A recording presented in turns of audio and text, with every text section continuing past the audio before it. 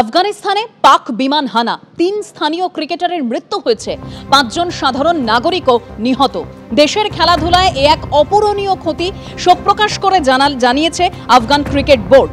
ঘটনার প্রতিবাদে আসন্ন ত্রিদেশীয় টি-20 সিরিজ থেকে নাম তুলে নিয়েছে আফগানিস্তান। পাকিস্তান ও শ্রীলঙ্কার সঙ্গে ওই ত্রিদেশীয় সিরিজে খেলার কথা ছিল আফগানিস্তানেরও।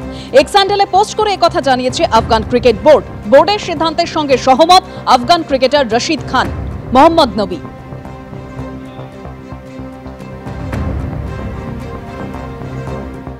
বিহার সমাগম অনুষ্ঠানে কেন্দ্রীয় স্বরাষ্ট্রমন্ত্রী অমিত শাহ বলছেন, কোন রাজ্য সরকারের কোন সিদ্ধান্ত কি কোন অনুপ্রবেশকারী নিতে পারেন? তিনি যদি দেশের নাগরিক না হন তাহলে ভোটার কি করে হবেন? দেশের প্রধানমন্ত্রী, রাজ্যগুলির মুখ্যমন্ত্রী কে হবেন সেটা বিদেশিরা ঠিক করবে। এসআইআর হলে জ্বালাটা কোথায়? নির্বাচন কমিশন এসআইআর করে অনুপ্রবেশকারীদের তাড়ালে ওদের পেটে ব্যথা কেন? অনুপ্রবেশ হতে দিয়ে বিরোধীরা ভোট ব্যাংক তৈরি করেছে, যার বলে ক্ষমতায় টিকে থাকা যায়। আমরা বলছি, গোটা দেশে এসআইআর চালু করে খুঁজে খুঁজে অনুপ্রবেশকারীদের ডিলিট করতে হবে।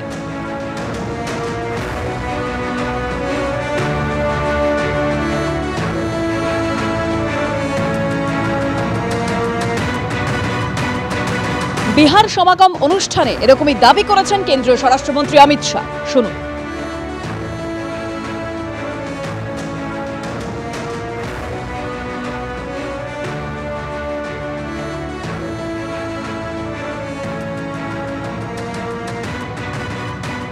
बिहार की सरकार का फैसला कोई घुसपैठिया कर सकता है क्या?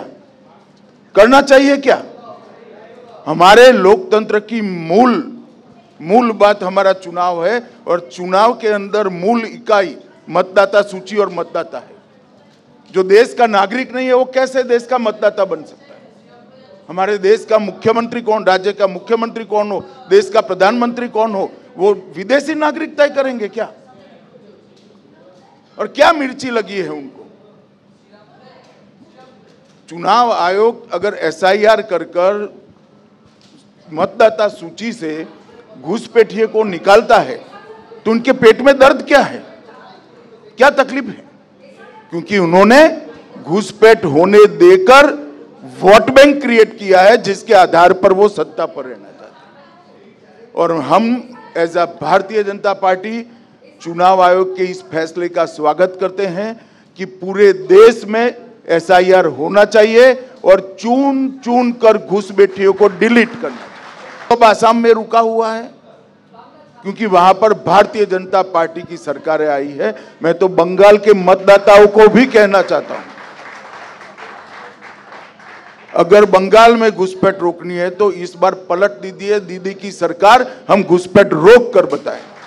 ममता दीदी तो कह रही हैं कि हम एसआईआर होने ही नहीं देंगे वहां पर। वो तो कहेगी, वो तो संविधान से ऊपर के लोग हैं, वो संविधान के ऊपर जीते हैं भाई। हम तो संविधान के 4 कोने में जीने वाले लोग हैं। 65 লাখ ভোটারের নাম বাদ দিয়েছিল বিহারে, তার মধ্যে থেকে 23 লাখের নাম তুলতে হয়েছে আবার সুপ্রিম কোর্টের কাছে ভেচানি খাওয়ার পরে। কেন তুলতে হয়েছে? কারণ তারা ভারতবর্ষের বৈধ নাগরিক। তাদের নাম বাদ দিয়েছিল কেন নির্বাচন কমিশন? বিজেপিকে সুবিধা পাইয়ে দেওয়ার জন্য, ভোট চুরি করে ভোটে জেতার জন্য। অর্থাৎ যেই অভিযোগ সারা ভারতবর্ষে বিরোধীরা করছিল, সেই অভিযোগকে কার্যত স্বীকৃতি দিল বিহারে এই 23 লাখ লোকের নাম তুলে দিয়ে। কোনো অনুপ্রবেশকারী বিষয় নয়, কোনো অনুপ্রবেশকারী গল্প নয়। যারা বৈধ নাগরিক, যারা বিজেপিকে ভোট দেয় না, বেছে বেছে টার্গেট করে তাদের নাম বাদ দিতে হবে। অনুপ্রবেশকারীদের রাখবার কথা কেউ বলছে না। অমিত শাহ একটা ন্যারেটিভ তৈরি করার জন্য এই কথা বলছেন। যদি ওনার দাবির সারবত্তা থাকতো তাহলে বিহার ওনার এই দাবির সপক্ষে কিছু না কিছু তথ্য তুলে ধরতে পারতো। কিন্তু বিহারের এসআইআরে অনুপ্রবেশকারীর সংখ্যা কার্যত শূন্যের ঘরে। তার জন্য অমিত শাহ প্রতিটি কথা মিথ্যে কথা বলছেন।